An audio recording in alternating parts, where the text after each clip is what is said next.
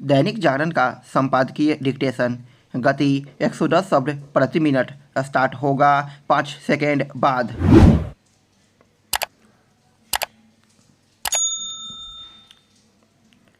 Start. जो यात्री अपनी यात्रा के दौरान उपयोग में आने वाली सामग्री यानी पाथेय साथ में लेकर चलता है, वह भूख और प्यास की चिंता से मुक्त होकर सुखपूर्वक अपने लक्ष्य को प्राप्त कर लेता है। जीवन भी एक पथ है और हम सब यहाँ उस पथ के यात्री हैं। जब हम धर्म का पाथेय लेकर जीवन पथ पर कदम बढ़ाते हैं तो पीड़ा से मुक्त होकर शाश्वत सुख प्राप्त करते हैं। इस पथ पर चलते हुए हम चाहते हैं कि हमारा जीवन आनंद, मंगल एवं प्रकाश से भरा रहे। हमारी यही कामना ही हमारे मानव होने की सार्थकता है। यथार्थ से हटकर जब हम दिखावा करते हैं तो हम उस दिखावे के नीचे ही दब जाते हैं और इसमें ही सुख मानने लगते हैं। जीवन एक साधना है, एक यज्ञ है। उसका सर्वांगीण विकास करने और उसे सार्थक बनाने के लिए सर्वोच्च शैली का सूत्र है न्यूनतम लेना और अधिकतम देना। श्रेष्ठतम एवं सुखमय जीवन के लिए आवश्यक है कि उन लोगों से दूर रहा जाए जिनसे कुछ गलत या अशुभ मिल सकता है और उन लोगों की निकटता प्राप्त करना जिनसे कुछ शुभ और श्रेष्ठ मिलने की संभावना हो। स्मरण रहे कि हमारा जीवन विसंगतियों की संगति का एवं संगतियों की विसंगति का ही संगम है। इसी कारण से कभी तो यह जीवन बालू में से तेल निकालने जैसा, कभी कपास के ढेर में से सुई ढूंढने जैसा, या कभी ताश के पत्तों का महल बनाने या कभी लोहे के चने चबाने जैसा दुरूह लगने लगता है, तो कभी गुलाब के फूलों की सैया जैसा सुभाषित और आरामदायक भी महसूस होता है। संसद के विशेष सत्र में लोकसभा में भाजपा सांसद रमेश बिधूरी ने बसपा सांसद दानिश अली के प्रति जैसी भद्दी और अपमानजनक भाषा का इस्तेमाल किया, उसकी जितनी भी निंदा की जाए कम है। उन्होंने अपनी अमर्यादित भाषा से केवल अपने और अपनी पार्टी के लिए ही मुसीबत नहीं खड़ी की, बल्कि संसद का भी निरादर किया।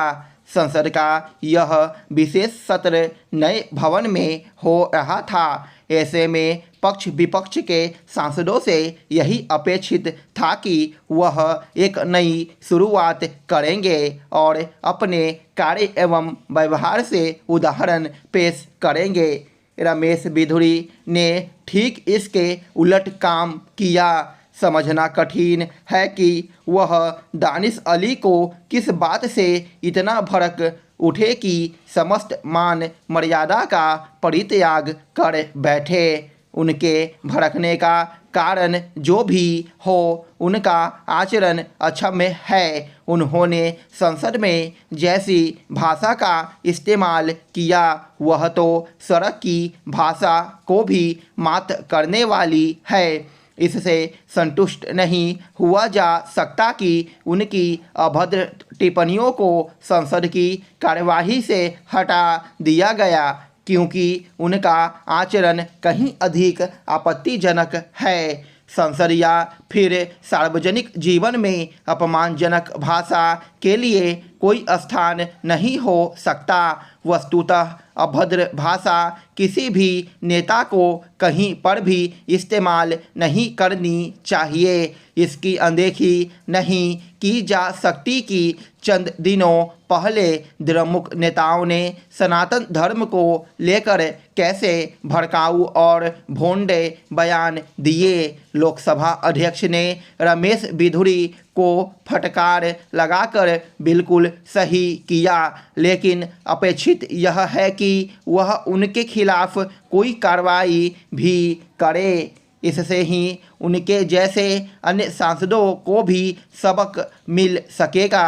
ध्यान रहे कि ऐसा पहली बार नहीं कि किसी सांसद ने संसद में आपत्तिजनक बयान दिया हो। यह काम इसके पहले भी होता रहा है और उसमें अन्य दलों के सांसद भी शामिल रहे हैं। आमतौर पर उनके अभद्र आचरण के लिए उन्हें डांट फटकार मिलती है या फिर उन्हें कुछ दिनों के लिए निलंबित कर दिया जाता है। इससे उनकी सेहत पर कोई खास असर नहीं पड़ता।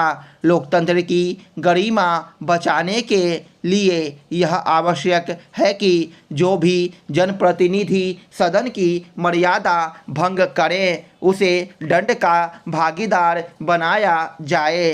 सभी दलों को भी इसके प्रति सक्रिय होना होगा, क्योंकि हर दल में बिधूरी जैसे नेता हैं। यह ठीक है कि भाजपा ने रमेश बिधूरी को कारण बताओ नोटिस जारी किया है, लेकिन आवश्यकता इसकी है कि उनके खिलाफ कार्रवाई करके कोई उदाहरण पेश किया जाए, ताकि उनके जैसे बड़बोले अन्य नेताओं को भी सबक मिले। रमेश बिधूरी के पहले भी भाजपा के कुछ नेता अपने आपत्तिजनक बयानों से पार्टी को शर्मसार करने का काम कर चुके हैं। कुछ तो ऐसे हैं जो भाजपा नेतृत्व की ओर से चेताए जाने के बाद भी अभद्र बयान देने से बाज नहीं आते।